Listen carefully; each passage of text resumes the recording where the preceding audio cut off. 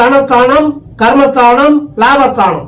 இந்த 3 தானங்கள்ல ஒருவருக்கு ஒருவர் தன்னுடைய தானத்தை மாத்தி உட்கார்ந்தாங்கன்னா தனம் குவியும்ங்கிறார். 2ஆம் அதிபதி 10ஆம் இடத்திலையும் இருக்கலாம், 11ஆம் இடத்திலையும் இருக்கலாம். 10ஆம் இடத்த அதிபதி 2ஆம் இடத்திலையும் இருக்கலாம், 11ஆம் இடத்திலையும் இருக்கலாம். 11ஆம் இடத்த அதிபதி 2ஆம் இடத்திலையும் இருக்கலாம், 10ஆம் இடத்திலையும் இருக்கலாம்.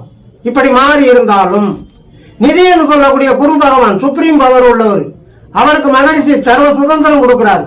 Take your own சாய்ஸ்ங்கிறார்.